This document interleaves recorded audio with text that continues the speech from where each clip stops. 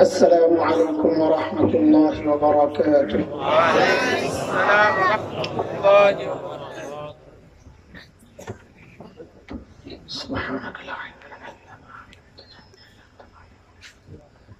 رب اشرح لي صدري.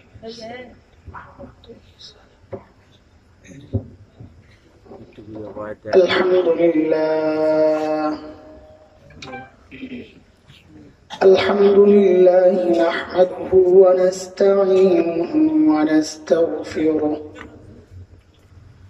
ونؤمن به ونتوكل عليه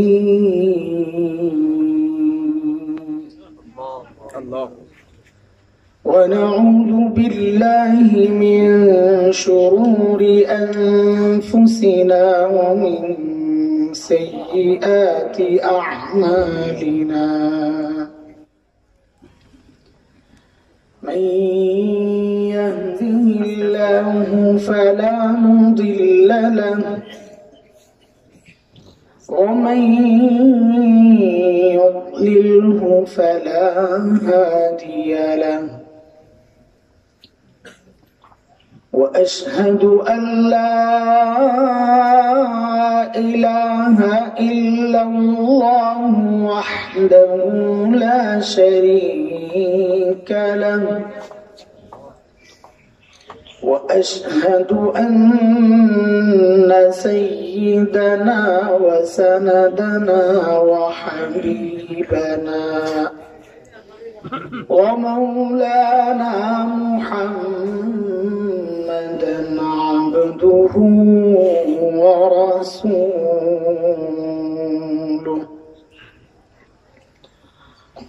اللهم صل على محمد وعلى آل محمد كما صليت على إبراهيم وعلى آل إبراهيم إنك حميد مجيد. اللهم بارك على محمد وعلى آل محمد كما باركت على إبراهيم وعلى آل إبراهيم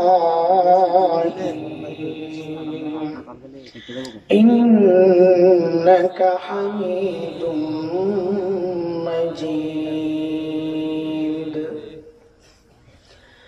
أما بعد فأعوذ بالله من الشيطان الرجيم. بسم الله الرحمن الرحيم.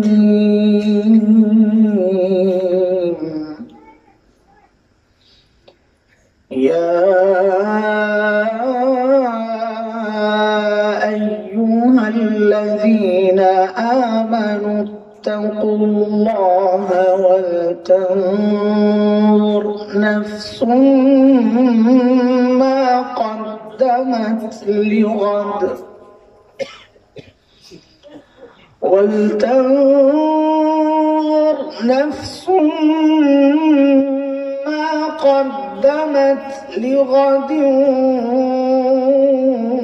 واتقوا الله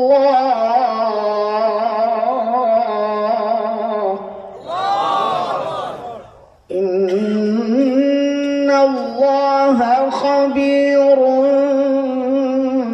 بما تعملون.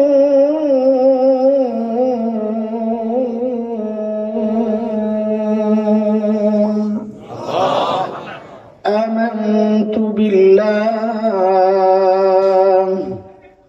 صدق الله العلي العظيم.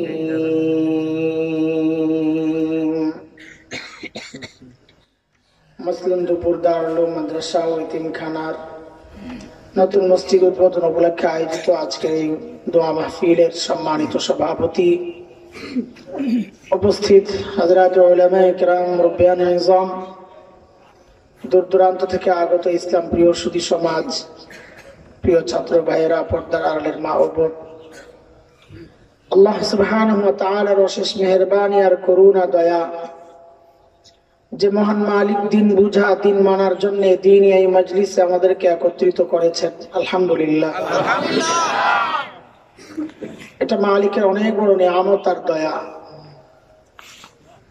কোরআনে কারীমে আসছে, মালিক বলেন যে বান্দাকে আমি দিন বুঝার জন্য তার দিলটা খুলে দেই, দিন বুঝার মানসিকতা দান করি, ওই বান্দা সারাক্ষণ আমার স্পেশাল নূরের আওতায় থাকে। আর যার দিলকে শক্ত করে দেই তার জন্য তো ভয়ঙ্কর খবর, এবং সে গুমরাহিতে নিমজ্জিত থাকে। সূরা জুমারের মধ্যে আসছে, মালিক বলেন أفمن شرح الله صدره للإسلام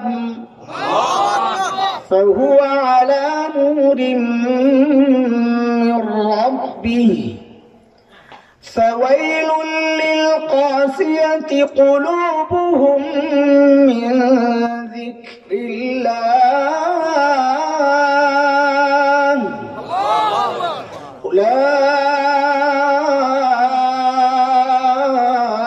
أولئك في ضلال مبين।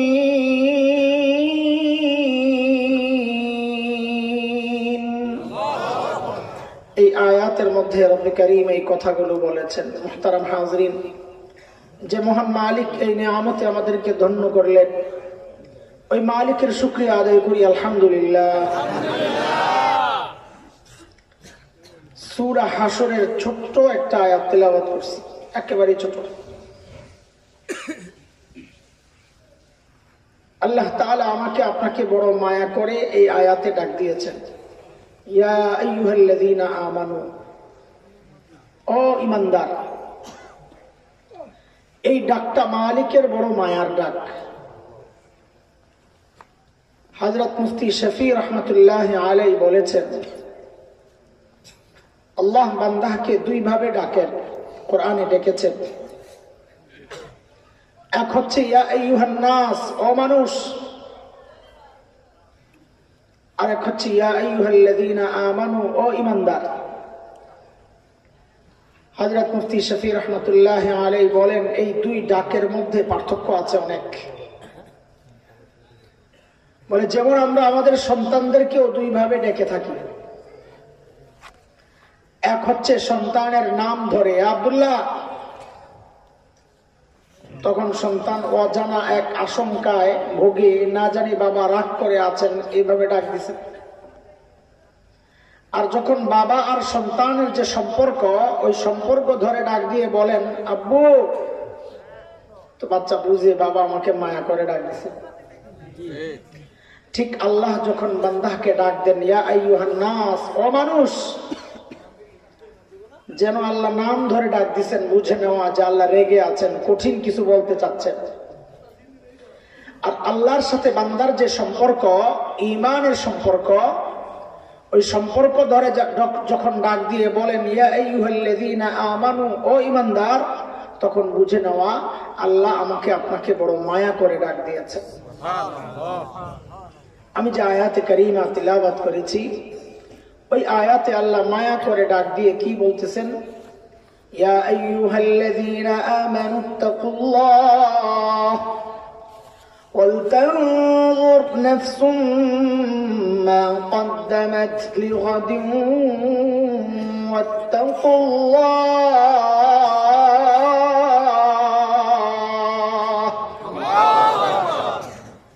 দুইটা হুকুম। ইত্তাকুল্লাহ, ও ঈমানদার, আল্লাহকে ভয় করো। এই বিষয় নিয়ে কথা বলবো না, তাকওয়ার কথা। আমার কথা হচ্ছে দ্বিতীয় বিষয়টা নিয়ে। ওয়ালতানজুর নাফসুম মা কদ্দামাত লিগাদ। আল্লাহ বলতেছেন প্রত্যেকটা মানুষের উচিত তার আখিরাত নিয়ে চিন্তা করা, আমি আমার আগামীর জন্য আখিরাতের জন্য কি কামাই করেছি।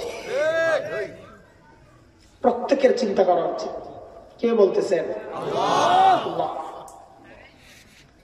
বলে আমরা তো চিন্তা করি, না করলে কি আর এই ওয়াজ মাহফিলে আসছি নাকি? আখিরাতের চিন্তায় আসছি না এখানে? না দুনিয়ার কোনো ফায়দা আছে? আখিরাতের চিন্তাই আসছে। তো দেখা যায় আমরা আখিরাতের চিন্তা তো করি, তো বলে করি যে করাটা ঠিক আছে কিনা, পারফেক্ট কিনা, যথাযথ কিনা, যতটুকু দরকার ঠিক ততটুকু কিনা, যেমনটা দরকার ঠিক তেমন কিনা, কেমনে বুঝবে? আমি তো বলবো হ্যাঁ ঠিক আছে, আল্লাহ বলা লাগবেন কিনা? তো আল্লাহ বলেন তোমার আমল ঠিক আছে কিনা, ইমান ঠিক আছে কিনা, এর জন্য আমি একটা মানদণ্ড ঠিক করে দিলাম, ওইটার সাথে মিলাইয়া দেখো, যদি মিলে তো ঠিক আছে, না মিললে ঠিক করে নাও। বলে মানদণ্ড কি? বলে মানদণ্ড হচ্ছে হযরতে সাহাবায়ে কিরাম রিদওয়ানুল্লাহি আলাইহিম আজমাইন। আল্লাহর নবীর সাহাবীরা হচ্ছেন মানদণ্ড। কোরআনে কারীম আল্লাহ তাআলা তাদেরকে মানদণ্ড বানায়া বহু আয়াতে আল্লাহ বলেছেন উলাইকা আল্লাযীনা ইমতাহানাল্লাহু কুলুবাহুম লিত্তাকওয়া লাহুম মাগফিরাতুন ওয়া আজরুন আযীম।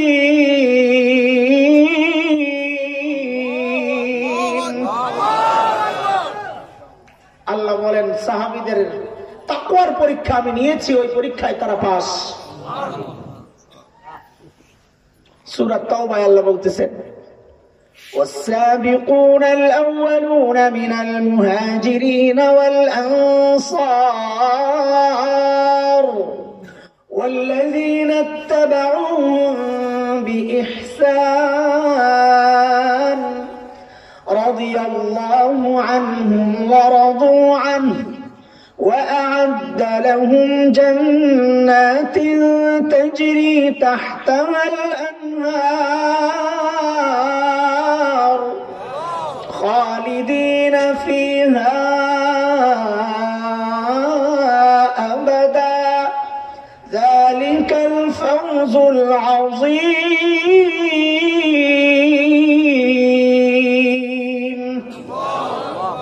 আল্লাহ বলেন সাহাবীদের উপর আমি রাজি, যেমন তারা আমার উপর রাজি ছিল। বলে এখন বলে তাদের জন্য জান্নাত তৈরি করে রাখছি। বলে আল্লাহ আমরা বলে ওয়াল্লাযীনা, এই আয়াতই আল্লাহ বলতেছেন ওয়াল্লাযীনা ইত্তাবাউহুম বিইহসান। হ্যাঁ তোমরাও শর্ত তোমার ঈমানকে সাহাবীদের ঈমানের সাথে মিলাও, তোমার আমলকে সাহাবীদের আমলের সাথে মিলাও। যদি মিলে যায় বান্দা তোমার উপরেও রাজি, তোমার জন্যও জান্নাত রেডি।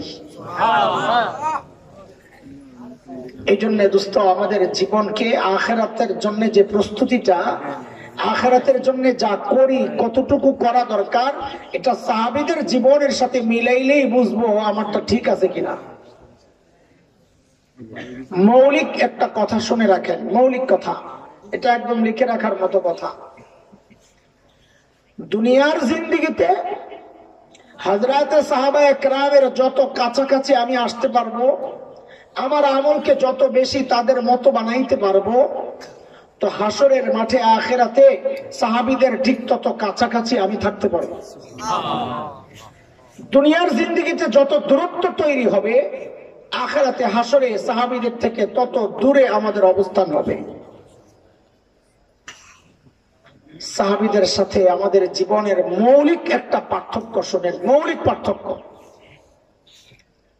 সাহাবীরাও দুনিয়ার কাজ করছেন, আখিরাতের কাজ করছেন, আমরাও আখিরাতের কাজ করি, দুনিয়ার কাজ করি। পার্থক্য কোন জায়গায়? পার্থক্য হচ্ছে সাহাবীরা আখিরাতের কাজ করছেন, ফাঁকে ফাঁকে দুনিয়ার কাজ করছেন। আমরা যারা নিজেদেরকে দিনদার মনে করি, আমরা দুনিয়ার কাজ করি, ফাঁকে ফাঁকে আখিরাতের কাজ করি। বুঝে আসছি না কথা? আমরাও খেলাধুলা করছি, কম করি নাই। বুজুর্গ হুজুর মানুষ খেলাধুলা তো কম করি নাই ছোটবেলায়, এখনকার পোলাপাইনও খেলাধুলা করে। পার্থক্য কি? যে আমরা লেখাপড়ার ফাঁকে ফাঁকে খেলাধুলা করতাম, এখনকার পোলাপাইন খেলাধুলা দুষ্টামির ফাঁকে ফাঁকে লেখাপড়া করে। ঠিক সাহাবীদের সাথে আমাদের তফাৎ এই জায়গায়। সাহাবীরা আখিরাতের কাজের ফাঁকে ফাঁকে দুনিয়ার কাজ করতেন, তাও ওই কাজের মধ্যে মাকসাদ থাকতো আখিরাত। আমরা দুনিয়ার কাজের ফাঁকে ফাঁকে আখিরাতের কাজ করি, ওই আখিরাতের কাজের মধ্যেও দুনিয়ার ধান্দা থাকে। মৌলিক পার্থক্য। এটাকে যত কমানো যায়, যত কমানো যায়, আল্লাহ বলতেছেন মিলাও মিলাও। তো চলেন সাহাবীদের হালত।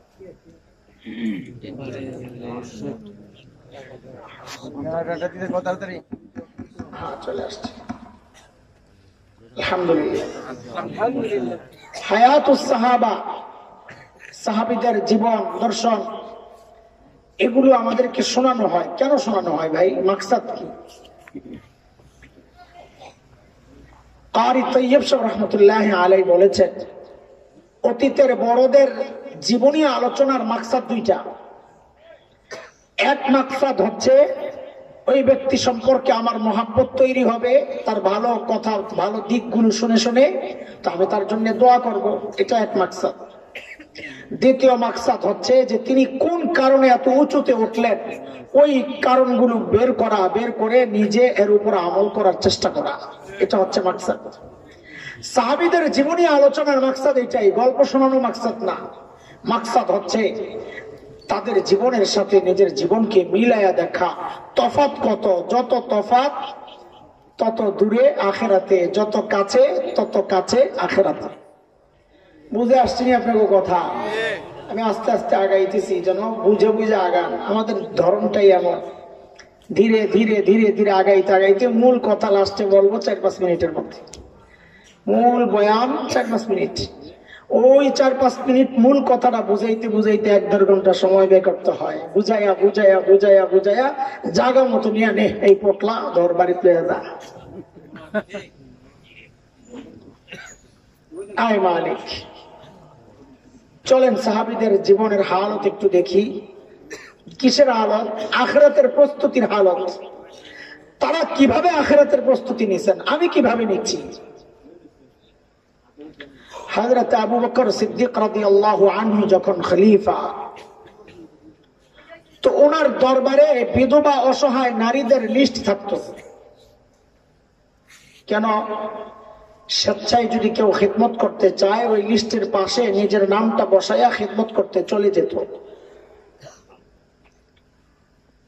এটা অনেক সওয়াবের কাজ। নবী আলাইহিস সালাম বলেছেন, ইয়েতিম আর বিধবার দায়িত্ব যারা নেবে, জিম্মাদারি যারা নেবে, ওই ব্যক্তি আর আমি জান্নাতে পাশাপাশি থাকবো।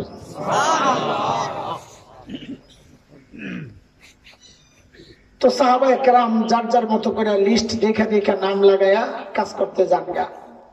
এগুলো তো আমরা শুনলে কেমন কেমন লাগে, কারণ তো আমরা ওই যুগে আছি, অন্য বিধবার খেদমত করবো থাক দূরের কথা, নিজের বিধবা মায়ের খেদমতের তৌফিক তো হয় না। কপাল কপাল পুরা কপাল, মরে যা জানোয়ার কথা। এর চেয়ে বড় নিয়ামত আর কি হইতে পারে? মার একটু খেদমত করে নিজের জান্নাত বানানো, কত সোজা, কত সোজা। কই কই ঘুরে পোলা পাই, কই কই ঘুরে। বড় আফসোস লাগে আমার, বড় আফসোস লাগে। মাঝে মাঝে দিল থেকে বলি এগুলা যে ভাইরে আমার মতো পরে কানবি কানবি কানবি, কিন্তু লাভ হবে না। সময় চলে গেছে, সময় চলে গেছে। আমার মা যখন মারা যান, এই যে কয়েকদিন আগে, মানে কয়েকদিন আগে খুব আলোচনা হয়েছে। 14 তারিখ, এই মাসের 14 তারিখে গেছিলাম রাজশাহী। তো ওই জায়গায় জায়গার কথা বলতে পারি না, কারণ হচ্ছে ওই মাহফিলটা কইরাই বাসায় এসে আর মাকে পাই নাই। তো ওই বলার সময় আর কথা বলতে পারি না। সবাই কান্দে, সবাই কান্দতেছে। মা হারাইছে, কেউ নানু হারাইছে, কান্দতেছে সবাই, কেউ দাদু হারাইছে। আমিও কান্দি। সবাই মনে করছে আমি বুঝি শক্ত থাকো। তো আমি কান্দতেছি, বলতেছি মা চলে গেছেন, এই জন্য কান্দতেছি না, আল্লাহর হুকুম চলেই যাবে। আমি কান্দতেছি অন্য কারণে, যে হায় ডাইরেক্ট আল্লাহর কাছ থেকে চাইয়া আমার জন্য মঞ্জুর করায় আনবে দুনিয়ার কেউ তো রইল না। মা তো ওই জিনিস, ডাইরেক্ট চায়া মঞ্জুর করায় আইনা দেয়। এই মানুষ তো আর পাইবা না, চলে গেলে আর পাইবা না, আফসোস করবা, আফসোস করবা। আমি একটু অন্য টাইপের ছিলাম, দোয়া নেওয়ার ফন্দি খুঁজতাম। বুঝছি তো কোরআন হাদিস পড়া তো বুঝছি যে দোয়ার ভান্ডার তো এটা।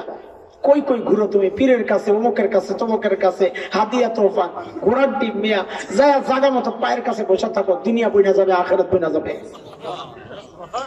আমি যাই গুতাগুতি করতাম, দুষ্টামি করতাম, শুনলে হাউকে বলাবেন যে এই বুড়া বয়সে এই কাম করছে। আমি যাই মান নাক টান দিতাম, কানের মধ্যে গুতা মারতাম, নাকের মধ্যে আঙুল ঢুকাই দিতাম। বাচ্চা বাচ্চা, কারণ আমি বুঝতাম যে মা সে চায় তার বাচ্চা বড় হইলেও বাচ্চা থাকুক। কোন মায়ের কাছে সন্তান বুড়া হয় না, বাচ্চাই থাকে। আস্তে করে যায় কোলে শুয়ে পড়তাম, আস্তে করে যায় জড়ায় ধরা বসে থাকতাম। মা হাসতেন, কানতেন, মাঝে মধ্যে হাত উঠাইতেন, আল্লাহ আল্লাহ, হাত উঠাইতেন, কানতেন, আয় মালিক। মাহফিল করে ঘরে আসতাম, বেশিরভাগ তো তাহাজ্জুদের ওয়াক্তে ঢুকতাম। তো ঢুকলে দেখা যায় তো সব তো ঘুম, বিবি ঘুমায়, বাচ্চারা ঘুমায়। আয় একজন মানুষ বসে রয়েছেন যায় নামাজে, ঘুম নাই, ঘুম নাই। যায় পিছন দিয়া জড়াইয়া ধরতাম, মা ঘুমান না। তো কানতেন, দেখতাম কানতেছেন, কেন কানতেন, ঘুমান না কেন? বলে বাবা যতক্ষণ বাহিরে থাকো ঘুম তো আসে না। এইরকম মানুষ তো দুনিয়া আর পাইবা না, এটা মা ছাড়া কারো পক্ষে সম্ভব না। যদি চাও দুনিয়া বনে যাবে, যদি চাও আখিরাত বনে যাবে, সুযোগ আছে। যায়া মাথাটা নোয়া দাও মায়ের সামনে, হাতটা মাথায় বুলাইয়া নাও, বুলাইয়া নাও। মরে গেলে আফসোস করবা, কানবা, কিন্তু কাজ হবে না। থাকতে মূল্য দাও ভাই, থাকতে মূল্য দাও। যাই হোক, বলতেছিলাম হযরত আবু বকরের সময় এই সিস্টেম ছিল। বিধবা অসহায় নারীদের খিদমতের জন্য মানুষ স্বেচ্ছায় যেত। সাহাবায়ে কেরাম আখিরাতের প্রস্তুতি সাহাবীদের, ওইটা শোনাইতেছি। একদিন হযরত ওমর রাদিয়াল্লাহু আনহু চিন্তা করছেন আমিও কোন বুড়ির খিদমত করব। দেখেন ওমর কত বড় মানুষ, আখিরাতের চিন্তা, কামাইতে হবে। আমরা তো খালি ধান্দা খুঁজি, কোন দিক দিয়ে 2 পয়সা আসবো, খালি ধান্দা। সাহাবায়ে কেরামও ধান্দা করতেন, খালি কোন দিক দিয়ে আসবে, তবে দুনিয়ার না আখিরাতের। হযরত ওমর লিস্ট দেখে দেখেন যে সব নাম বুকড, একটা নাম খালি, যার পাশে কারো বুকিং নাই, নাম নাই, খাদেমের নাম নাই। ঠিকানা নিয়ে হযরত ওমর চলে গেছেন পরদিন ফজরের পর পর ওই বুড়ির বাড়িতে। কখন? কথা তো বলেন। ঘুমাইছেন? ঘুমাইছেন? জিহাদি সাহেব এতক্ষণ এত চিল্লাইলেন, এত চিৎকার করলেন, যদি এরপরও কেউ ঘুমায় তো তার কানের চিকিৎসা দরকার। আল্লাহর বান্দা জিহাদি মানুষ তো, জিহাদি কথা না বললে তো হয় না। নামের সাথে কামের একটা মিল আছে। মাশাআল্লাহ, জজবাতি মানুষ, খুব জজবাওয়ালা। আল্লাহ জবানে আরো বরকত দেন, ইলমে আমলে বরকত দেন। আমাকে খুব মহব্বত করে, বেশি করে, বলে ফেলে খুব বেশি। মাঝে মাঝে আমার নিজেরই হাসি পায়। বরকত মানে ভিতরে ভিতরে মনে হয় যে যা বলতেছে আবার ধোকায় পড়িস না, মনে করিস না অরিজিনাল সব। এটি মহব্বত করে বলতেছে, আসলে তোর মধ্যে নাই। এটা নিজের বুঝাই তখন যে ধোকায় পড়িস না পাগল। আমরা তো একটু ফুলে কেউ একটু একটু হাওয়া দিলে আর ফেলতে থাকি, তো নিজেরে বুঝাই টায়ার হইস না, টায়ার হইস না। রেলগাড়ির চাক্কা হইয়া বয়া থাকছে, পাম্প চলে না। ধোকা ধোকা কিচ্ছু নাই এর মধ্যে। এক ধোকা তো বড়, এটা খুব বলি আমি বয়ানের মধ্যে। মুফতি লাগায় অনেক জায়গায়, এরা লাগায় না, এরা জানে। মুফতি লাগায়, আল্লামা লাগায়, আল্লাহ রে আল্লাহ, কি মিথ্যা কথা। পাবলিক তো ধোকায় পড়ে যাবো, না জানি অনেক বড় হুজুর আনছে দাওয়াত দিয়া। আমি তো না মুফতি না আল্লামা, একটা পড়ি নাই আমি, আমি বলে মুফতি হয়ে গেছি। মানুষ লাগায় মজা পায়, আয়োজকরা লাগায় বেশি, কারণ এরা পাবলিককে বোঝায়। ছোট মোটো হুজুর আই নাই কইলাম, দাওয়াত দিছি, বড় হুজুর মুফতি আবার কি আল্লামা। সুবহানাল্লাহ। হযরত ওমর বুড়ির বাড়ি দরজা নক করে বলে, মা আপনার ঘরের কাজগুলো করার জন্য আমি ওমর ইবনুল খাত্তাব রেডি, আপনি দেন কি কাজ করতে হবে। ওই সময়ের মানুষের কাজ কি ছিল? একটু পানি আইনা দেওয়া, একটু ঝাড়ু দিয়া দেওয়া, একটু বর্তন গুলা ধুইয়া দেওয়া, এই কাজ। ঘরে তো সামান বেশি থাকতো না আগে, এখন যত কিছু থাকে দেখেন না, এখন তো মহিলাকে কাজের বেটি লাগে 4-5টা, একটা পাকঘরে, একটা গোসলখানায়, একটা ঘর মুছে, এক একটার এক এক কাজ। সুবহানাল্লাহ। আয় খোদা। নারী অধিকার নিয়ে আন্দোলন করে যে সমস্ত নারীবাদী মহিলারা, এক ঘরে কাজের মহিলা সবচেয়ে বেশি। ওই সময় মনে থাকে না নারীর স্বাধীনতা, কাম করা বেটি করে দিয়া, কেন তোমার জামাইরে দিয়া করাইতে পারো না? নারীবাদী কারবার বুঝছেন নি? পেশটা কোন জায়গায়? নারীবাদী। তো তোর ঘরে মহিলারা কাম করে কেন? নারীবাদী। তুই কাম করতে পারস না, আরো 4টা রানসুস ভাড়া করে মানুষের অধিকার নষ্ট করস, এমনি টাকা দিয়ে দে, ধোকাবাজ। হযরত ওমর যায় বলেন, মা আপনার ঘরের কাজগুলো করার জন্য আমি আসছি। ওমর ইবনুল খাত্তাব বুড়ি ভেতর থেকে জবাব দেন, বাবারে প্রতিদিন যে আল্লাহর বান্দা আমার ঘরের কাজগুলো করেন, তিনি ইতিমধ্যেই ওই কাজ করে তো চলে গেছেন। কখন? কথা বলে না? ওই সময় বলতেছিলাম ঘুমিয়ে গেছে, এখান থেকে তো জাহাদি বাইরে গেলাম। ঘুমাইছেন নি? সত্যি কর, কে কে ঘুমাইছেন একটু হাত তোলেন তো, আগে দিয়ে গেল আমি।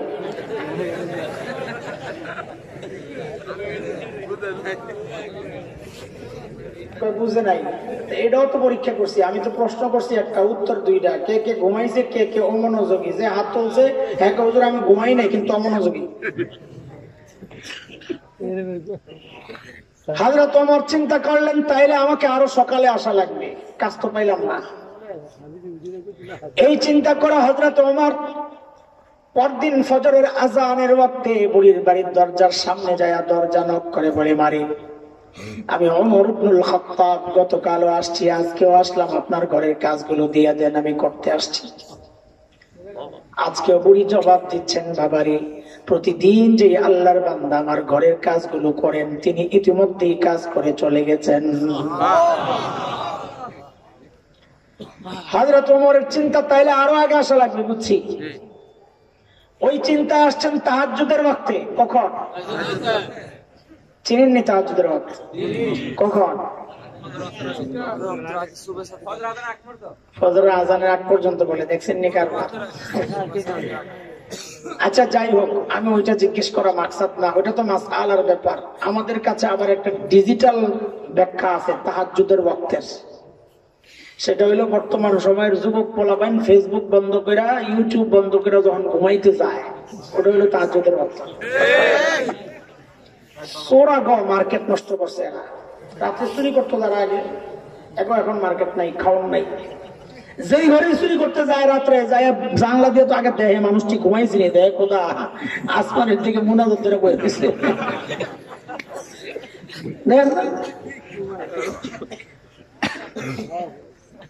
তাহাজ্জুদের ওয়াক্তে হযরত ওমর হাজির, বলে, মারে আপনার ঘরের কাজগুলো করতে আসছি, 3 দিন আসলাম, নিশ্চয় আজকে খালি হাতে যাবো না রে মা। বুড়ি ভেতর থেকে আজকে ও হযরত ওমরকে অবাক করে জবাব দিচ্ছেন, বাবারে প্রতিদিন যে আল্লাহর বান্দা এই কাজগুলো করেন, তিনি ইতিমধ্যে কাজ করে চলে গেছেন। হযরত ওমর কারবারটা দেখছো? বুড়ির জিগায়, এই বেটা কাটা আমি চিনি না। দেখতে কেমন? গায়ে আমি তো দেখি নাই। কি করে? আয়সা দরজায় থাপ্পড় দেয়, আমি ভিতরে চলে যাই, কাম করে, যাওয়ার সময় আবার থাপ্পড় দেয়, আমি বাইর হই। হযরত ওমরকে আমার কাম লাগবে না, আগে ওই বুজুর্গ বাইর করা লাগবে, কে গভীর রাতে এসে বুড়ির বাড়ির কাম করে। ওই চিন্তায় হযরত ওমর পরদিন এশার নামাজের পর বুড়ির বাড়ির সামনে, দরজার সামনে ঝোপের আড়ালে চুপচাপ বসে আছেন। দেখবেন কে এই বুড়ির কাজ গোপনে গোপনে করে যায়। হযরত ওমর লক্ষ্য করলেন, গভীর রাত, এক আল্লাহর বান্দা চুপে চুপে পা টিপে টিপে আগাইতেছে চোরের মতো, খালি পায়ে, জুতা নাই। হযরত ওমর রেডি, আসেন কে আপনি দেখি। যেই না সামনে আসছে, সামনে দাঁড়া বলে, মানতে হয় কে? অন্ধকার। কারবারটা দেখেন, একে তো অন্ধকার, মানুষটা একা, আবার ওমরের বিকট আওয়াজ, ওমর আওয়াজ গর্জন। 3টা একসাথে হয়েছে। এই 3টা যদি আমার সাথে হইতো একসাথে, তা আমি তো কাপড় নষ্ট করতাম, যা করে আল্লাহ। কিন্তু এই জায়গায় ঘটছে উল্টাটা। হযরত ওমরের আওয়াজ ওই ব্যক্তি ভয় পাবেন থাক দূরের কথা, উল্টা হযরত ওমর নিজেই চমকায় গেছেন। যাকে দেখছেন, দেখেন যে আর কেউ না, খলিফাতুল মুসলিমিন আবু বকর সিদ্দিক রাদিয়াল্লাহু আনহু। ওমর তো অবাক হয়ে গেছে। আবু বকর আপনি? পায়ের দিকে তাকায় দেখে জুতা নাই। এই জুতা নাই কেন? এটা মহাব্বতের কথা, আবার মনে করেন না ঝগড়া করতেছে। ওমর আবু বকরকে বড় মহাব্বত করতেন, কিন্তু একটা জায়গায় ছাড় দিতেন না, খালি লাইগা থাকতেন যে খালি কেমনি আবু বকরের চেয়ে একটু বেশি আমল করে নবীর কাছে একটু বেশি প্রিয় হওয়া যায়, কিন্তু পারতেন না, হাইরা যাইতেন সবসময়। জুতা নাই কে? আহা, সাইয়েদনা আবু বকর কি জবাব দিছেন? এক জায়গায় পাওয়া যায় জবাব দিছেন ওমর, জুতা পায়ে দিয়ে আসার সময় চটচট আওয়াজ হয়, মানুষের ঘুম যদি ভেঙে যায়। খলিফা জনগণের নিদ্রা নিরাপত্তা, ঘুমের নিরাপত্তা, এটা দেওয়ার জন্য খলিফা জুতা খুইলা হাঁটতেছেন, আর আমাদের জানেরই তো নিরাপত্তা নাই। ইসলামী শাসন ব্যবস্থা আরেক জায়গায় আসছে, এটা আমাদের বড়রাও দেখাইছেন। এই রেয়াত, জুতার কারণে আওয়াজে কারো ঘুম নষ্ট, কেউ কষ্ট পায়, এটা বড়রাও দেখাইছেন।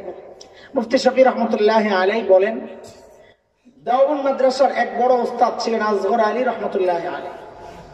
তা আমাদের বড়দের কাজ ছিল লেখাপড়া করে কোনো বুজুর্গের কাছে লম্বা সময় কাটাইতেন, আদব আখলাক শিখতেন। কারণ লেখাপড়ার চেয়ে আদব আখলাক বেশি জরুরি, নাইলে তো ইবলিস হয়ে যাবে লেখাপড়া করে। তো বলে আসগর আলী রহমতুল্লাহ আলাইহির কাছে আমি থাকি, তো আম খাইছি দস্তরখানের মধ্যে, আমের সিলকা, দস্তরখান ঠিক করো। তো মুফতি রহমতুল্লাহ বললেন, আমি কাছে গুছাইয়া দস্তরখান রেডি করতেছি। হা, এমনি না, এমনি না,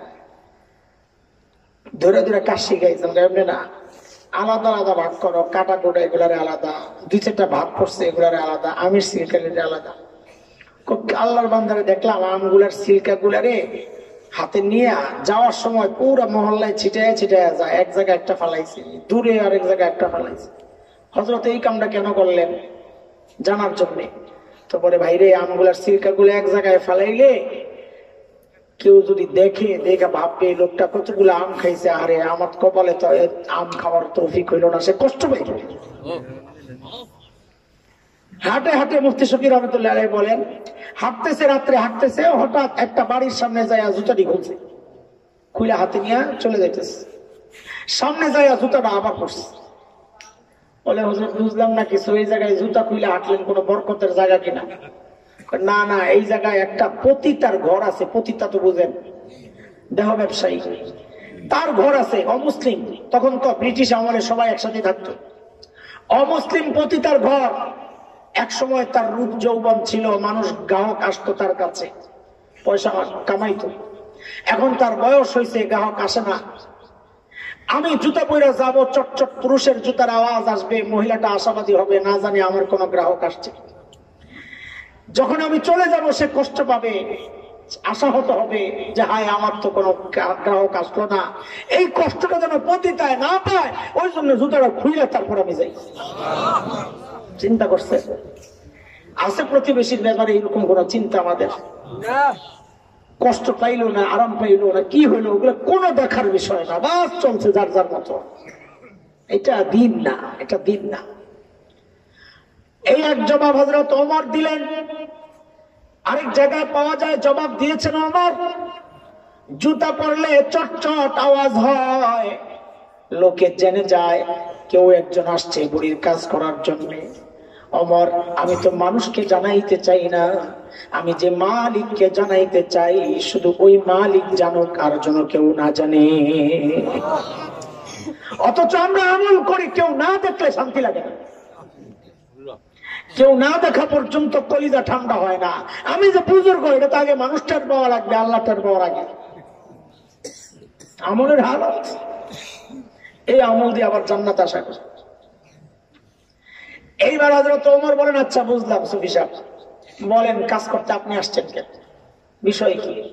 সারাদিন প্রশাসনিক কাজে ব্যস্ত থাকেন, এই কাজগুলো আমাদেরকে দিলে হয় না? আমরা পারি না?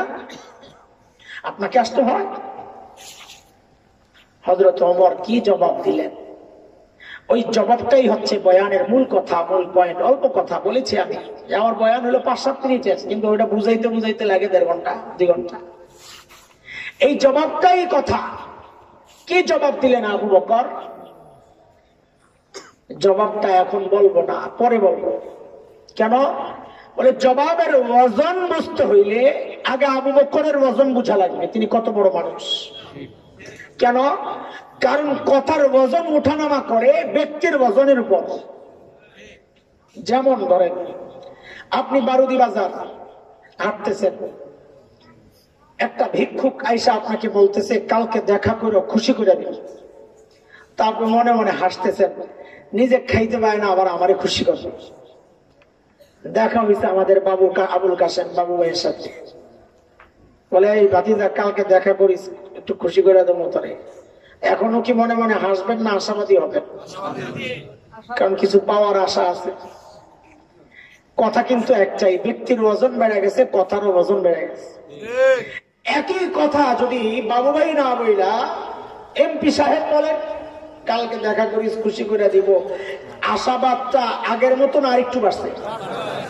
কথা কিন্তু একটাই, ব্যক্তির ওজন বাড়ছে, কথারও ওজন বাড়ছে। একই বক্তব্য যদি মাননীয় প্রধানমন্ত্রী দেন আরো বাড়বে না কমবে? আপনাদের অবস্থা কি হবে জানি না, আমি তো সারা রাত ঘুমাবো না, আল্লাহ জানে কোন হাড্ডি আইতেছে আমার জন্য। এটা মারিফতি কথা, বুঝবেন না? ব্যক্তির ওজনের উপর কথার ওজন ওঠানামা করে। হযরত আবু বকর কি জবাব দিলেন, ওই জবাবটার ওজন কত এটা বুঝতে হলে আগে আবু বকরের ওজন বুঝা লাগবে। আবু বকর কত বড় মানুষ, নাইলে ওই কথার দাম আপনার কাছে আসবে না, দাম থাকবে না। একদিন আম্মা জানা আয়েশা রাদিয়াল্লাহু আনহা মদিনার স্বচ্ছ পরিষ্কার আকাশের দিকে তাকায় তাকায় দেখেন লক্ষ লক্ষ নক্ষত্র দেখা যায়।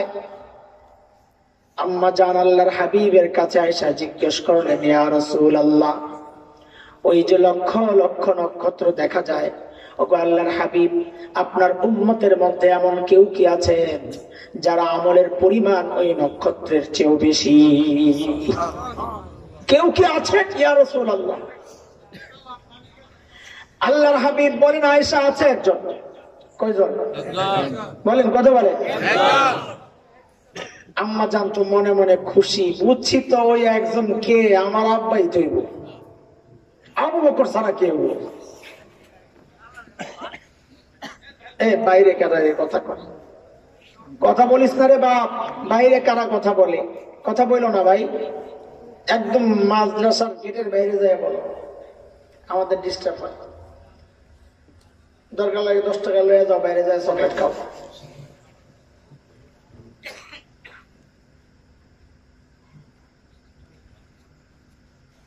তো আল্লাহর হাবিব বলেন, আয়েশা আছে একজন। কয়জন? একজন। আম্মা জান তো মনে মনে খুশি, জানি তো একজন কে, একজন যদি হয় তাহলে আমার বাবাই হইব। বলে, জানলে আবার জিজ্ঞেস করছো কেন? ওটা দুনিয়ার সব মেয়েদের স্বভাব, সব মেয়েরাই চায় স্বামীর মুখ দিয়ে একটু বাবার বাড়ির প্রশংসা শুনতে। একদিন খালি বদনাম করে দেখেন, 1 সপ্তাহ তরকারি মজা হবে না। ঠিক নি কথা? পোলাপান জিজ্ঞাসা কাটে কি বুঝো?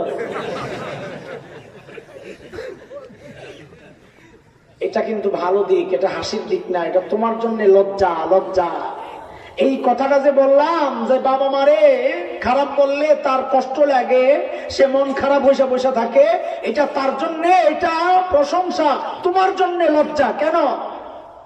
কারণ এই বউ যখন তোমার বাবা মার বদনাম করে তোমার কষ্ট লাগে না, বউর বদনাম শুই না, ওই মোটর যে ছেড়ে দেয় যায় বাবা মার সাথে যায় খারাপ আচরণ তুমি করো, তাহলে ভালো কে, তুমি না বেরি? হাসলা তো খুব ভালো, শরম থাকার কথা, আমি হাসো আবার, এটা তো তার জন্য প্রশংসা। নিজের বাবা মারে খারাপ বললে কষ্ট লাগবে না কেন? তোর বাবা মারে খারাপ বললে তো বউ তোর কষ্ট লাগে না, উল্টা বউর কথা শুই না যায় বাবা মার সাথে খারাপ আচরণ করো।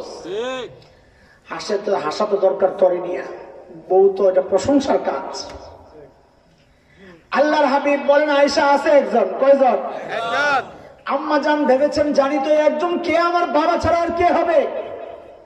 আল্লাহর নবী বলেন আয়েশা, আমার যে উম্মতের আমল ওই নক্ষত্রের চেয়ে বেশি আয়েশা, ওই উম্মতের নাম হচ্ছে ওমর ইবনুল খাত্তাব। কে? এইটা শুই না আম্মা জানের অবস্থাটা কি করে? মুখ চোখ একেবারে শুকায় গেছে, একেবারে। আয় আল্লাহ, কি বুঝলাম তাহলে আমার বাবার এত কিছু কি লেখা? আল্লাহর হাবিব তো আম্মা জানের চেহারা দেখেই বুঝছেন আয়েশার ভিতরে গন্ডগোল চলতেছে। কারণ মানুষের দিলের খবরটা চেহারায় ফুটে ওঠে, চেহারা হলে আয়নার মতো। ইংরেজিতে বলে face is the index of mind, নাকি কি কয়, যে মানুষের মাইন্ডে কি আছে না আছে চেহারায় ফুটে। মন খারাপ হলে এটাও বোঝা যায়, খুশি থাকলে এটাও বোঝা যায়, ঠিক নেই? আম্মা জানের চেহারা দেখে নবী বুঝছেন আয়েশার ভিতরে গন্ডগোল চলতেছে।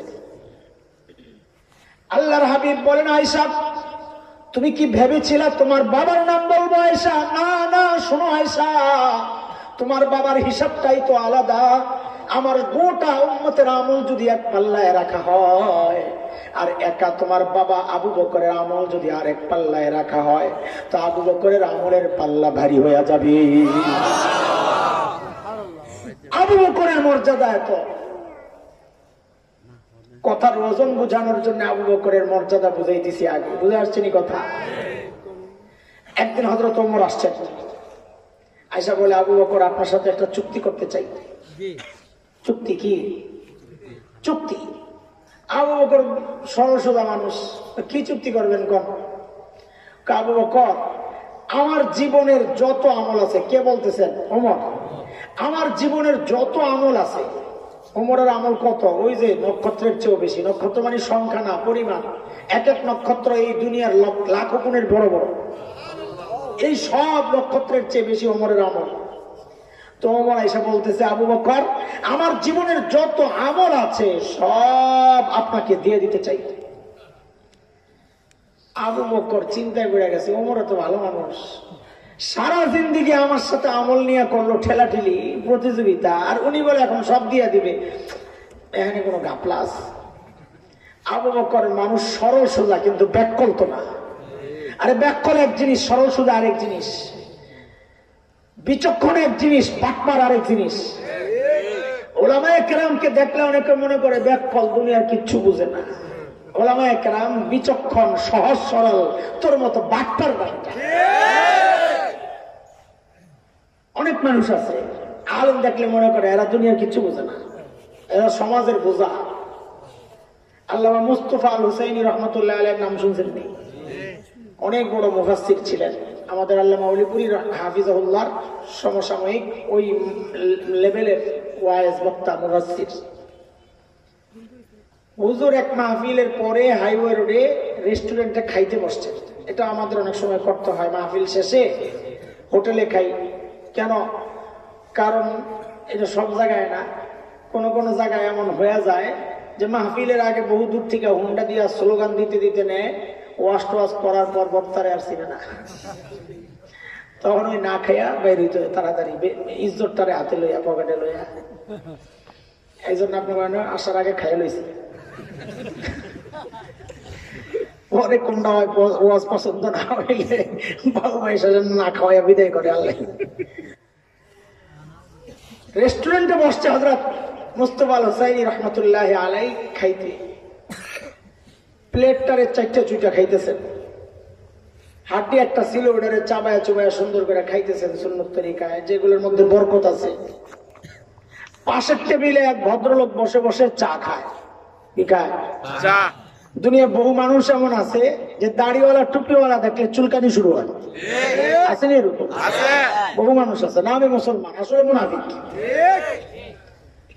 ওই ভদ্রলোক ওই টাইপের, হুজুর দেখতে পারে বসে বসে চা খায়।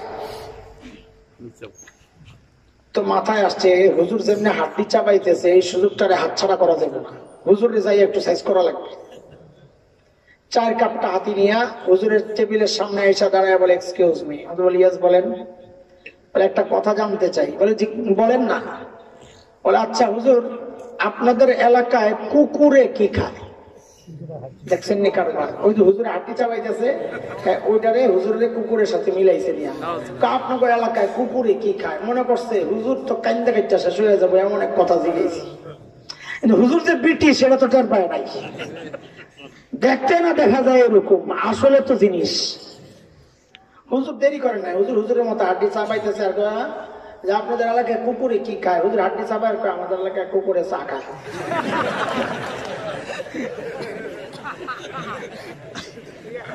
এমন কার কান্দা কে কান্দে? হুজুরের বেকল মনে করছিল না। হুজুররা সহজ সরল হয়, বাটপার হয় না, কিন্তু বোকা না, বেকল না। মনে রেখেন কথা, আলেমনে বেকল মনে করলে এরকম মাঝে মাঝে ধরা খাওয়া লাগবে, মনে রেখো। ঠিকও বলে না, কারণ পাবলিক বেশি তো। এই জায়গায় ঠিক বলতো তুমি অলসতা, কারণ হুজুর কম। কাসেম নানতুবি রহমতুল্লাহি আলাইহির নাম শুনছেন? দারুল দেওবন্দ মাদ্রাসার প্রতিষ্ঠাতাদের একজন, ইংরেজ বিরোধী আন্দোলনের বড় সিপাহ সালার।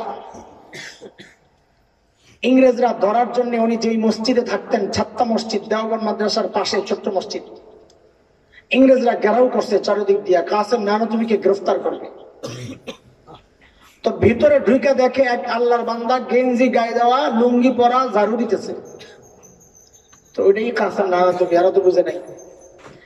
এরা মনে করছে কাসেম নানতুবি এত বড় বিপ্লবী, অন্তত পেটটা তো দেমবাগি হুজুরের মতো হওয়ার কথা।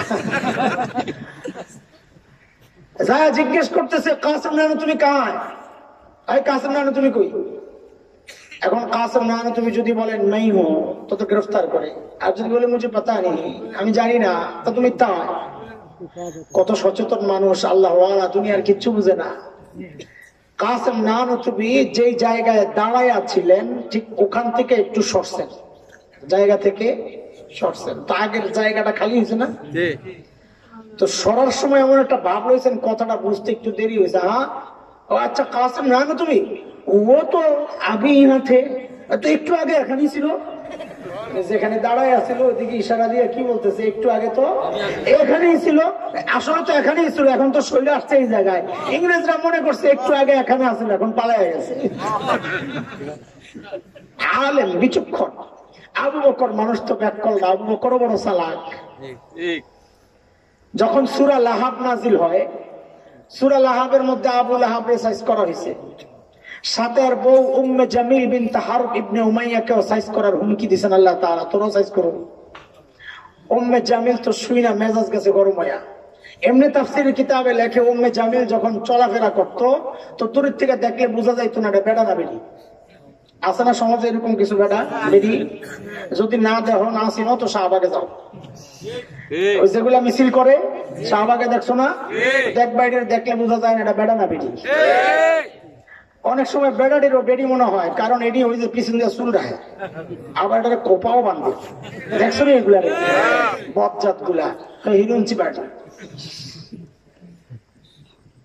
হিরুনের তো দাম বেশি, গাঁজা খায়, গাঁজা কম দামে এটা।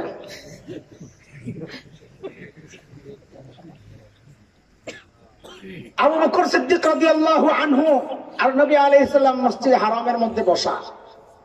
উম্মে জামিল যখন শুনছে আমার বিরুদ্ধে কথা বলছে, পাথর একটা লইছে, লইয়া মসজিদ হারামের দিকে রওনা দিছে, নবীরে সাইজ করবে। দূর থেকে আবু বকর দেখছেন যে উম্মে জামিল আসতেছে পাথর নিয়ে, ভাবসাব বেশি ভালো না, মতিগতি ভালো না। নবীকে আস্তে আস্তে যা বলতেছেন, ইয়া রাসূলুল্লাহ, উম্মে জামিল আসতেছে, হাতে পাথর, ভাবসাব বেশি ভালো মনে হচ্ছে না। আল্লাহর নবী বলেন, আবু বকর আসতে দেন, উম্মে জামিল আমাকে দেখবে না। কেন?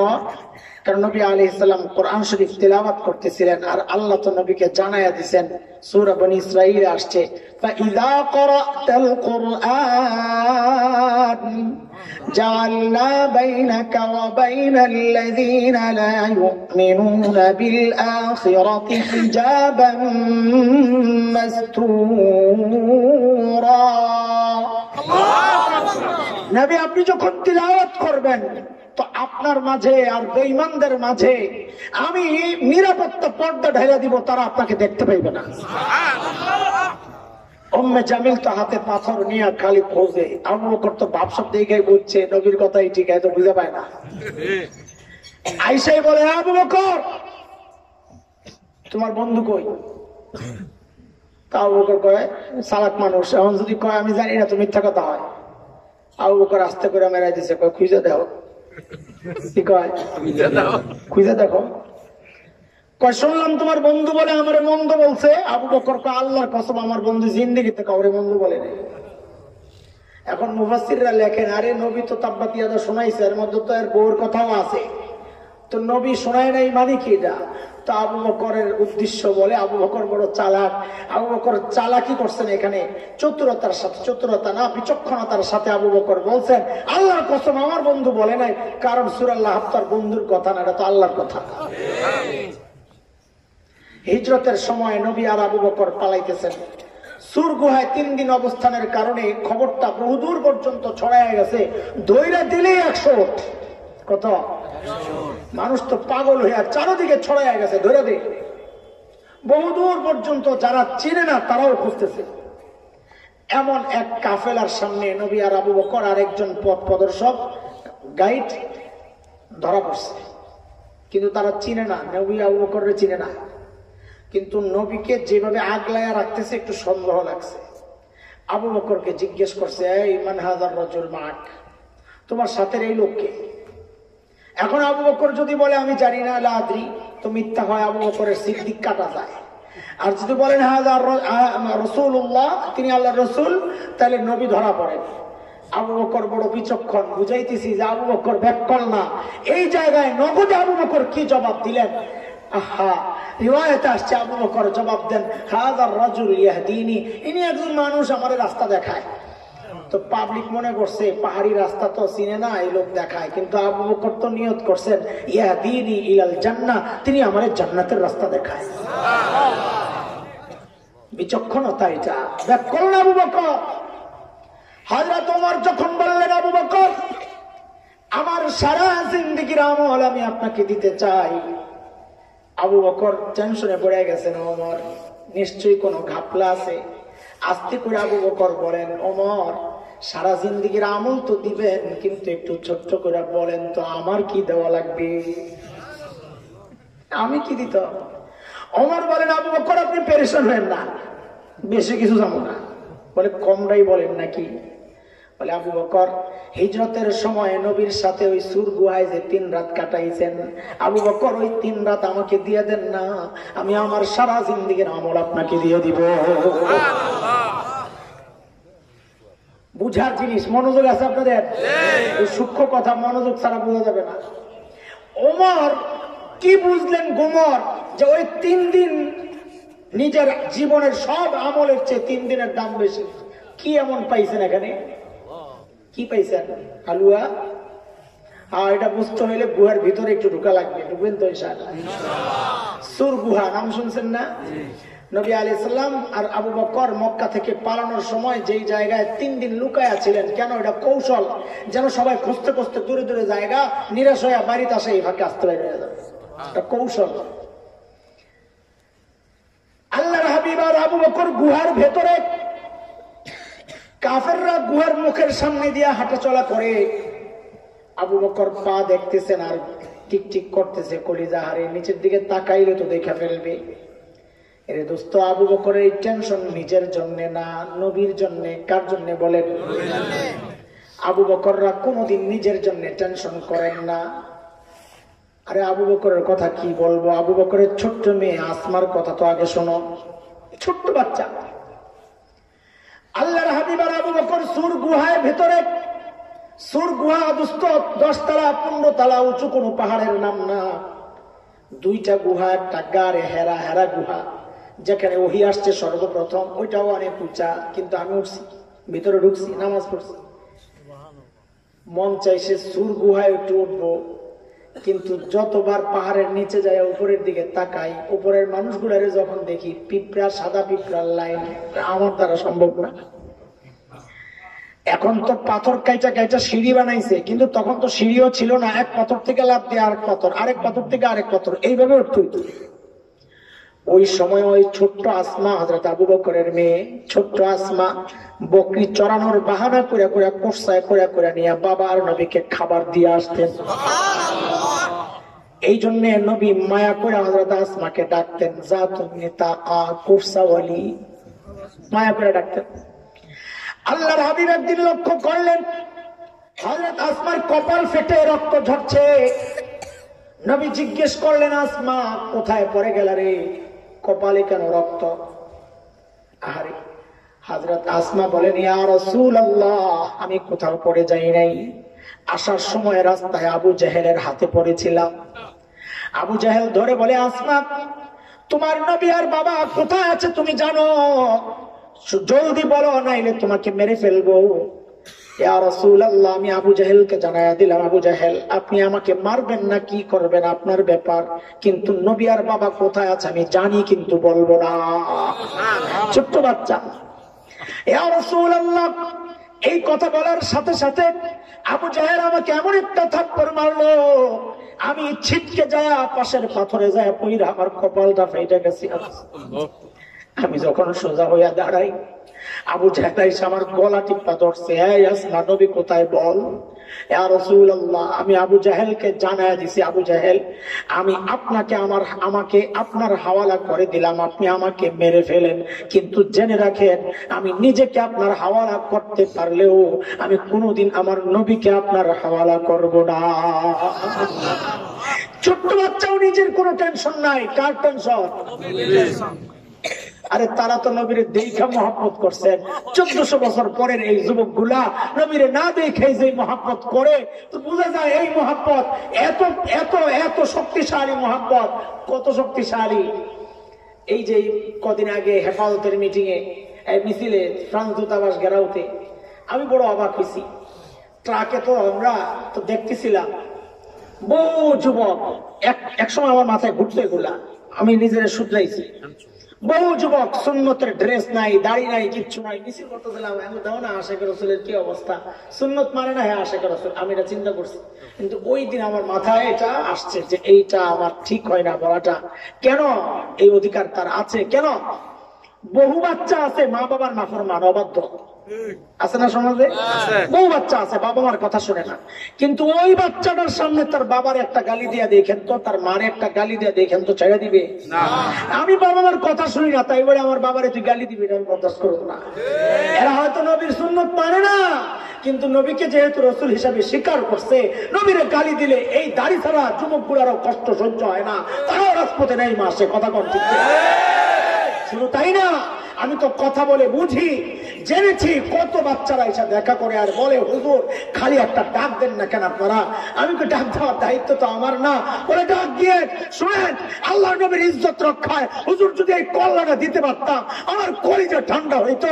এইরকম যুবকের অভাব নাই, লাখো যুবক প্রস্তুত আছে নবীর ইজ্জত রক্ষায়, নবীর সম্মান রক্ষায়, দ্বীন আর শরীয়ত রক্ষায় কল্লা দিতে প্রস্তুত, কল্লা দিতে প্রস্তুত।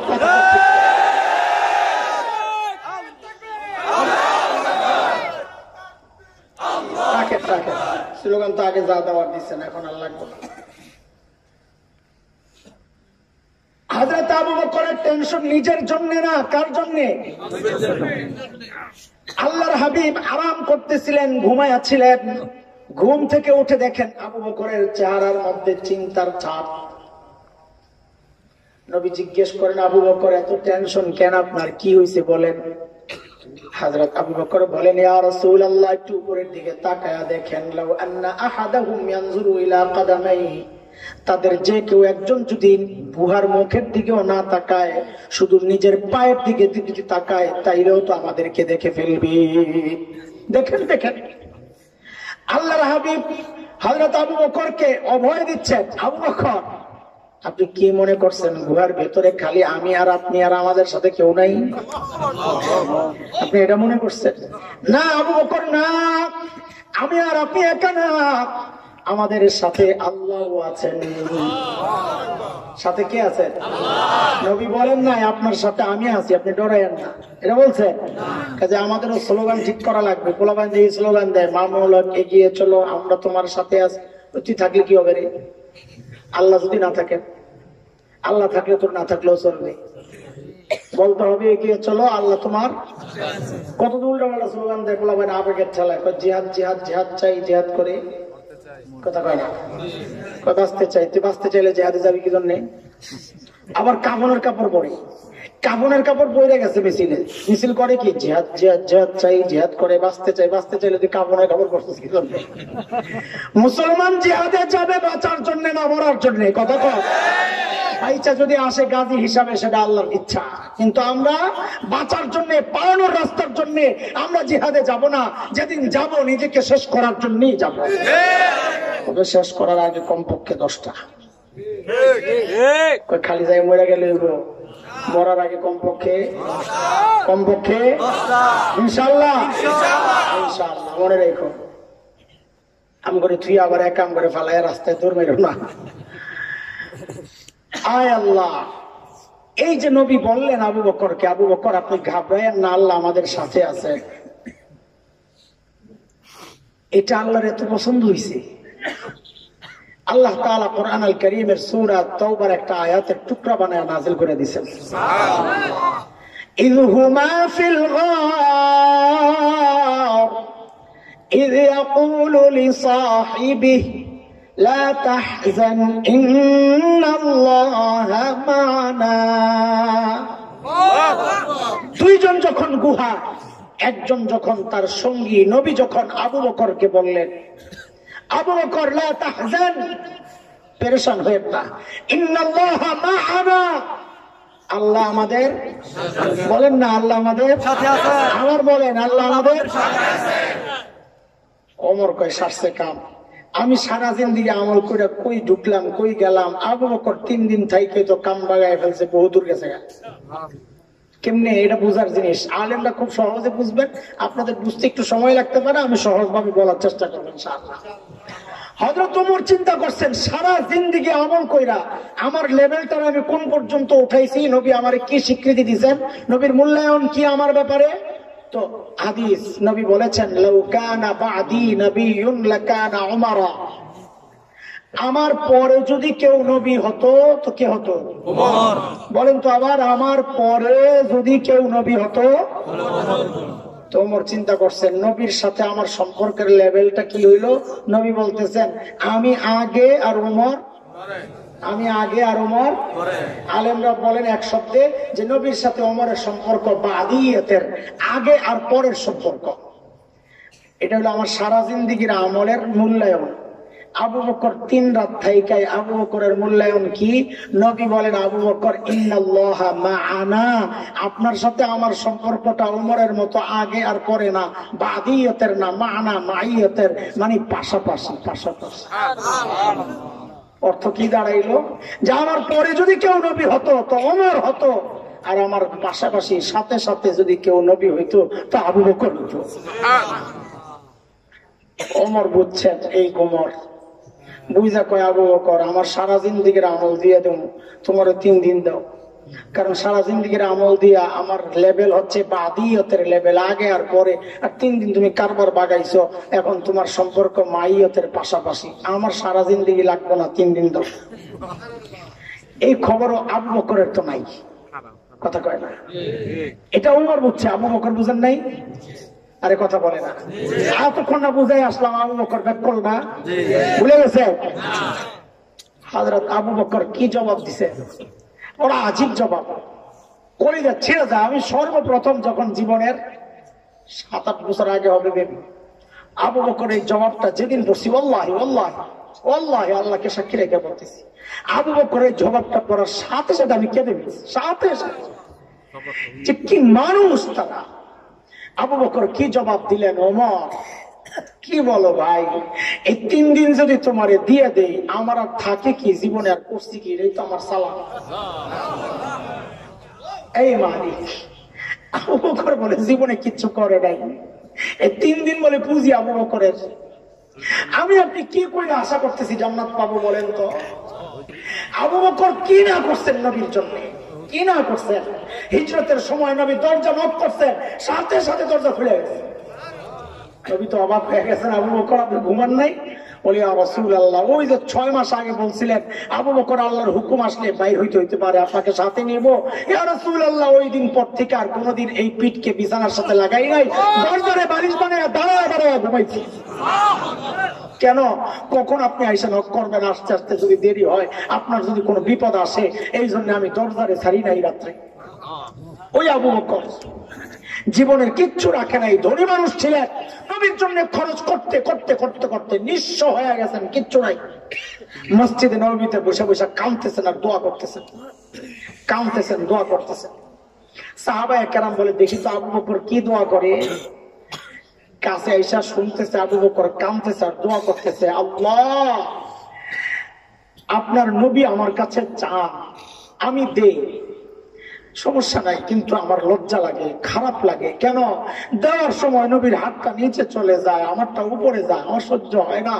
আল্লাহ আপনি আপনার নবীর দিলের মধ্যে এটা বসায়া দেন না যে নবী আবু বকরের মাল খরচ করার সময় আপনি চাইেন না, আবু বকর লজ্জা পায়, আপনি নিজের মনে করেন, আবু বকরের মালকে নিজের মনে কইরা যখন মনে চায়, যতটুকু মনে চায় আপনি খরচ করতে থাকেন, আবু বকরের কাছে চাইেন না, আবু বকর লজ্জা পায়, কান্দে আর এই দোয়া করে আবু বকর। মহব্বত আর সম্মানের লেভেলটা কই গেলে এই চিন্তা আসতে পারে। আবু বকরের মর্যাদা শোনাইতেছি ওই জবাবটা শোনানোর জন্য, মনে আসেনি কথা? বুড়ির বাড়ির সামনের থেকে আনছি, কিন্তু আবার হারাইয়া যায় না। চলে আর একটা মর্যাদার কথা শোনাই, ফিনিশিং এর দিকে যাইতে হবে। আমি তো খুব খাতির জমায় কথা শুরু করছি, টাইম তো বেশি খায়া ফেললাম, মাফ করে দিয়ে। কষ্ট দিয়েছেন আপনি মুরব্বীরা? দেখেন দেখেন, বদুয়া দিয়েন না, বদুয়া দিল আপনি আগে মুসল দাওয়াত দিয়ে দিছে।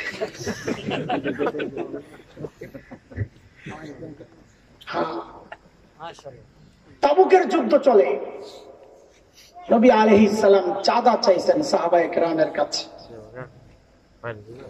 কার কি আছে যাও। আজকে তো ওমর মহা খুশি। কেন?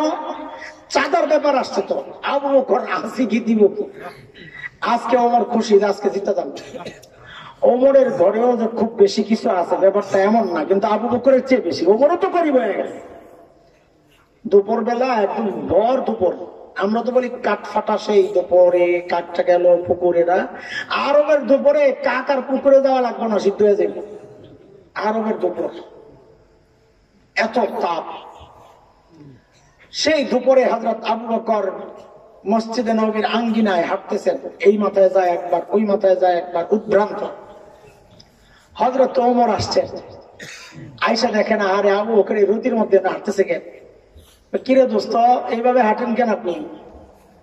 তো হযরত আবু বকর বলেন, ওমর ক্ষুধার যন্ত্রণা আর সইতে পারতেছি না, প্রিয় হাবিবের কাছে আসছি, দেখি কিছু মিলে কিনা, না মিললে অন্তত দেখেও তো শান্তি। হযরত ওমর বলেন, আবু বকর আমিও তো একই উদ্দেশ্যে আসছি, খানা নাই, ক্ষুধায় আর সহ্য হয় না, আসছি ওই নিয়তে, খানা না পাইলে নবীর চেহারা দেখলেও তো শান্তি। হাসান হোসেনের খিদা লাগলে বলে দৌড়ে নানার কাছে আইসা করতেন, খানার জন্য না, চাইলেও ক্ষুধাটা কিছু মিটে। আবু বকর ওমর এই কথা বলতেছেন, নবীও বাইর হইছেন, তুই বন্ধু এই কথা বলতেছে, বাইর হইছেন, বাইর হয়ে বলতেছেন, আমার কাছে আসছো খানার জন্য, আজকে কয়দিন তো আমার পেটেও কোনো দানা পানি পড়ে নাই, সবই তো গরিব। তারপরেও আবু বকরের ঘরে কিচ্ছু নাই, ওমরের ঘরে কিছু আছে। তো ওমর খুশি যে আজকে জিতে যাবো, খালি তো প্রতিযোগিতা কারে কে হারাইতে পারে। ওমর পারতো না আবু বকরের সাথে। নবী আলাইহিস সালাম বলে, আজকে কে জানাজা পড়ছো শুনি? আবু বকর দাঁড়াইছে। আজকে বিধবা অসহায়দের খবর কে নিছে শুনি? আবু বকর দাঁড়াইছে। আজকে রোগীর কাছে কে গেছিল শুনি? আবু বকর দাঁড়াইছে। প্রত্যেকটা যেই কাম করে জান্নাতি, মানে জান্নাতি বান্দা পাইছে কারে? আবু বকর। যেটা কয় জান্নাতি কে আছো? আবু বকর। ইয়া রাসূলুল্লাহ আমি আছি। আবু বকর ওই মানুষ। ওমর বাড়িতে গেছেন, যা ঘরে সামান যা ছিল সব নামাইয়া দুই ভাগ করছেন, এক ভাগ ঘরে রাখছেন আর এক ভাগ গাঁটটি করে নবীর দরবারে নিয়ে আসছেন। ইয়া রাসূলুল্লাহ আমার পক্ষের চাঁদা। আল্লাহর হাবিব জিজ্ঞেস করছেন, ওমর কি নিয়ে আসছেন? বলেন তো আমার সাথে, ওমর কি নিয়ে আসছেন? মনে রেখেন এটা। হযরত ওমর বলেন, ইয়া রাসূলুল্লাহ, ঘরে যা ছিল অর্ধেক নিয়ে আসছি, অর্ধেক রেখে আসছি। কি আনছে? অর্ধেক।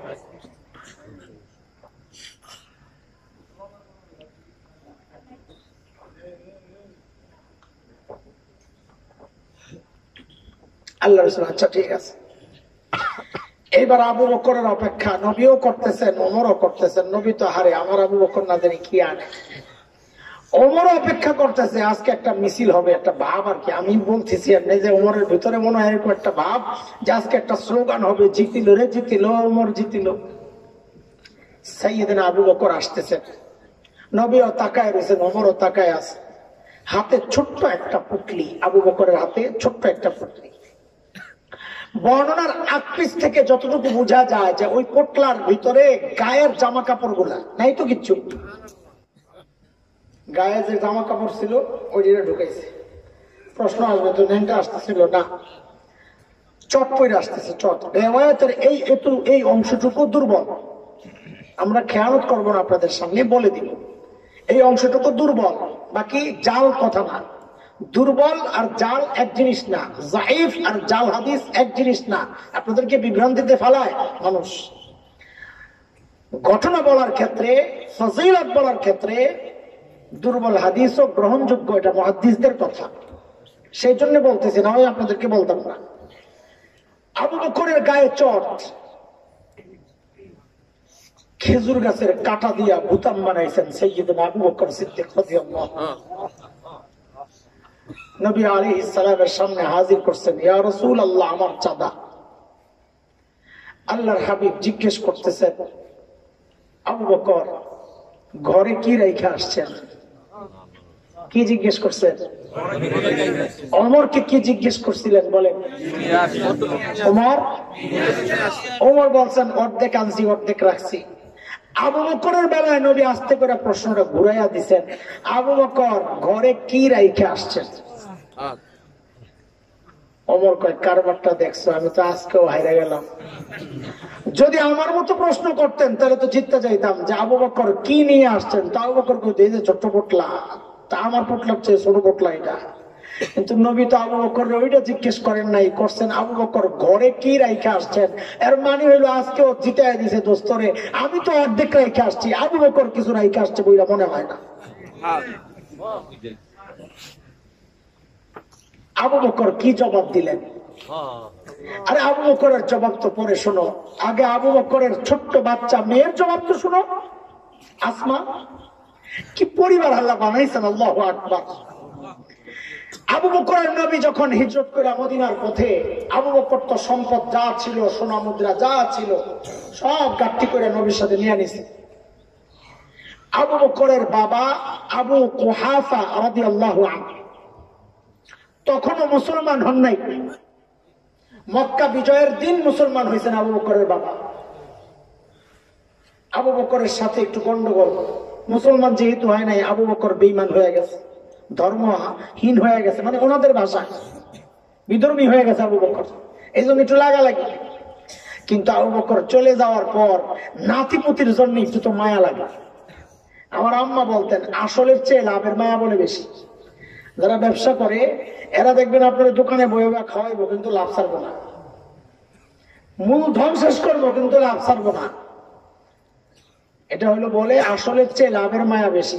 তো যারা দাদা আর নানা এরা বলতে পারবো নিজের ছেলে আর মেয়ের চেয়ে নাতিপুতির মায়া বেশি।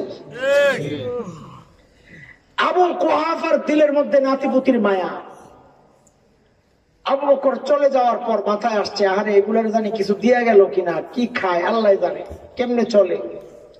তো একদিন গেছেন আবু বকরের ঘরে, যায় হযরত আসমাকে ডাক দিয়া জিজ্ঞেস করতেছেন, আসমা দাদু ভাই, বাবা তো মনে হয় কিচ্ছু রেখা যায় নাই, কি লাগবে একটু আম্মুকে জিজ্ঞেস করো, কি লাগবে।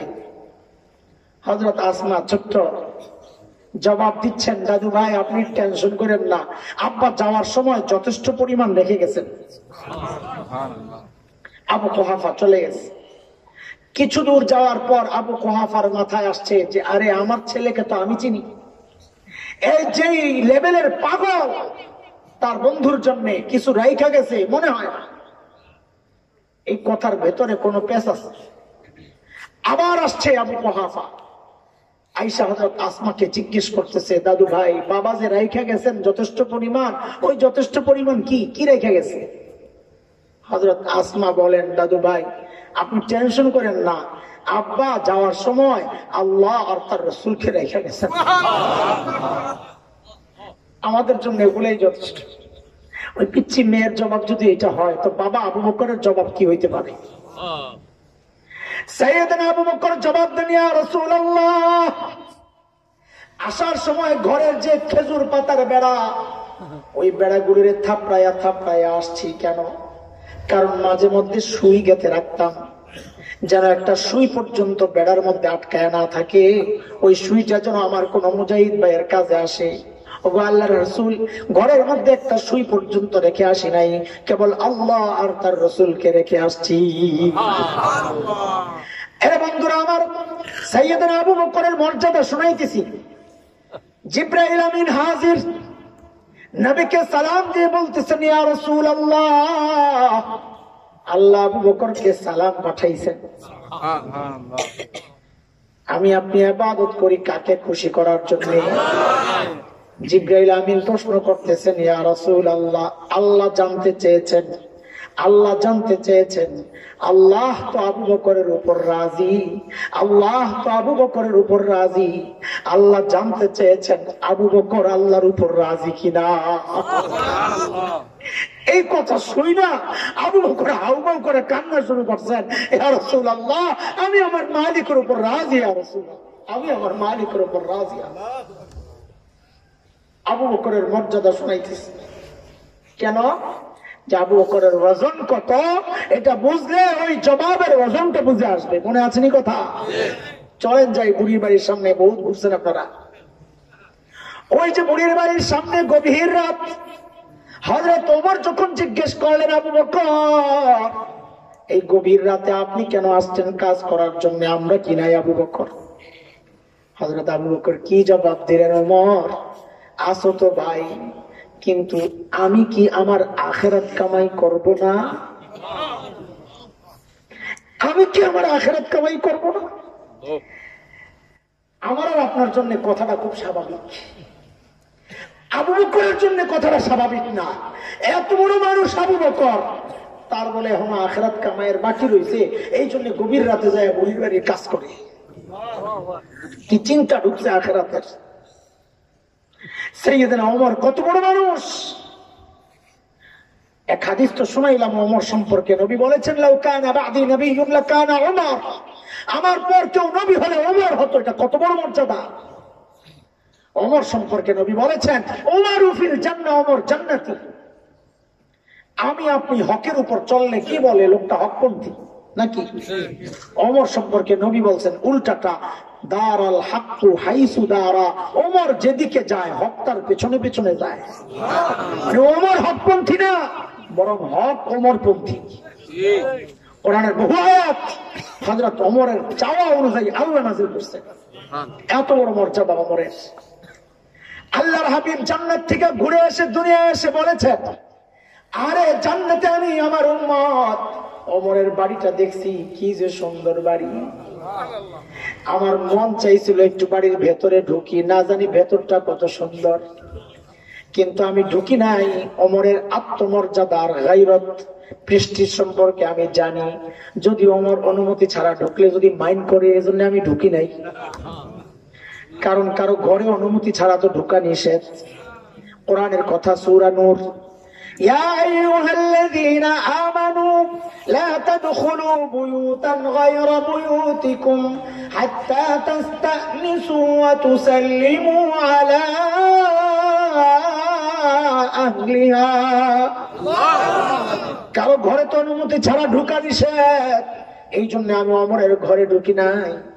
আরে হযরত ওমর বাচ্চাদের মতো হাউমাউ করে কান্না শুরু করছেন। কি বইলা, আবি কাদের তো ইয়া রাসূলুল্লাহ, আপনার সাথে আমার আত্মমর্যাদা বোধ, কেন একটু ঢুকলেন না ইয়া রাসূলুল্লাহ, কেন একটু ঢুকলেন?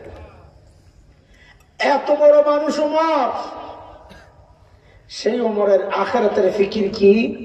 মৃত্যুর সময় আবু লুলু মাজুসির সন্তান, অগ্নি পূজারীর সন্তান আবু লুলু ফজরের নামাজের সময় হযরত ওমরকে বিষাক্ত খঞ্জর দিয়া অতর্কিত হামলা করছে, পেট ফেলে ফেলছে, নারী বুড়ি বের হয়ে গেছে, কাপড় দিয়া পেঁচ দিয়া হযরত ওমরকে শোয়া দেওয়া হয়েছে ফ্লোরে, বেহুশ হয়ে গেছে।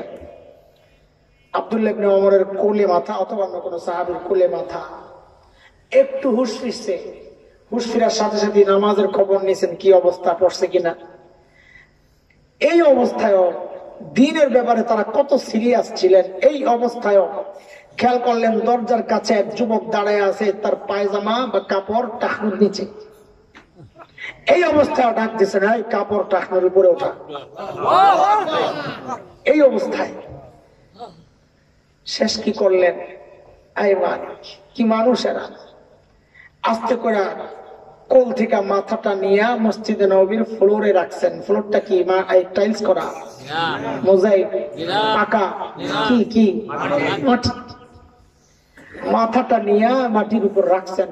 ওমর ইবনুল খাত্তাব খলিফাতুল মুসলিমিন, অর্ধ জাহানের শাসনকর্তা, সেই ওমর জান্নাতের সুসংবাদ প্রাপ্ত ব্যক্তি, সেই ওমর মৃত্যুর সময় মাথাটাকে নিয়ে জমিনে রাখছেন, গালগুলাকে জমিনের সাথে ঘষতেছেন আর কাঁদতেছেন, বলতেছেন ওয়াইলুল লাকা ইয়া ওমর ইন লাম ইয়াগফির লাকা রাব্বুক। ওমর, তোমার রব যদি তোমাকে ক্ষমা না করে তুমি বড় বিপদে পড়ে যাবে। ওমরের আখিরাতের এইরকম ফিকির। আরে আবু বকর এত বড় মানুষ, লম্বা সময় এত বড় মানুষ আবু বকর, অথচ নির্জনে দূরে চলে যেতেন, চিৎকার করে করে কাঁদতেন আর নিজেকে ধিক্কার দিতেন, বলতেন ইবনা আবি কুহাফা, ও আবু কুহাফার বেটা, তুই মানুষ কেন হইলি রে, তুই মানুষ কেন হইলি। ইয়া লাইতানি কুনতু ওয়ারাকা, গাছের দিকে তাকায়া তাকায়া চিৎকার করে করে কাঁদতেন আর বলতেন ইয়া লাইতানি কুনতু ওয়ারাকা, আমি মানুষ না হয়ে যদি গাছের পাতা হইতাম তাহলে তো আমার হিসাব দেওয়া লাগতো না, এখন আমার উপায় কি হবে। আরে দোস্ত, আবু বকর তো জান্নাতের গ্যারান্টি পাইছেন, ওমর তো জান্নাতের গ্যারান্টি পাইছেন, আমার আর তোমারে কে এমন গ্যারান্টি দিল যে আমাদের মৃত্যু যন্ত্রণা হবে না? কে গ্যারান্টি দিছে যে আমার কবরের আযাব হবে না? কে গ্যারান্টি দিছে বলো যে আমার জাহান্নামের আযাব হবে না? কে গ্যারান্টি দিছে বলো? ওমর তো গ্যারান্টি পাইছেন ওমরও ফিল জান্নাহ, এরপরেও কাঁদতেছেন। আবু বকর তো গ্যারান্টি পাইছেন আবু বকর ফিল জান্নাহ, তারপরেও কাঁদতেছেন। আমার চেহারার দিকে তাকাইলে দেখলে তো মনে হয় না কোন মানুষ আখিরাত মুখী, দেখলে মনে হয় না এই মানুষটা মারা যাবে। চুল পাইকা সাদা হয়ে গেছে, এখনো গুনাহ ছাড়তে পারে নাই, দাড়ি পাইকা সাদা হয়ে গেছে, এখনো গুনাহ ছাড়তে পারে নাই, অথচ মালিক ডাকতেছেন আলাম ইয়ামিনিল্লাযীনা আমানু আন তাখশা কুলুবুহুম লিযিকরিল্লাহ। আল্লাহর ভয়ে গুনাহ ছেড়ে দেওয়া, আল্লাহর ভয়ে দিলটা কেঁপে ওঠার সময় কি হয় নাই? এই সাদা দাড়িওয়ালা বাবা সময়কে পায় না। আর কত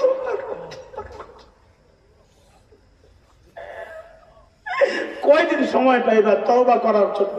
কয়দিন? কে দিবে তোমাকে এই সময়? কে গ্যারান্টি দিছে?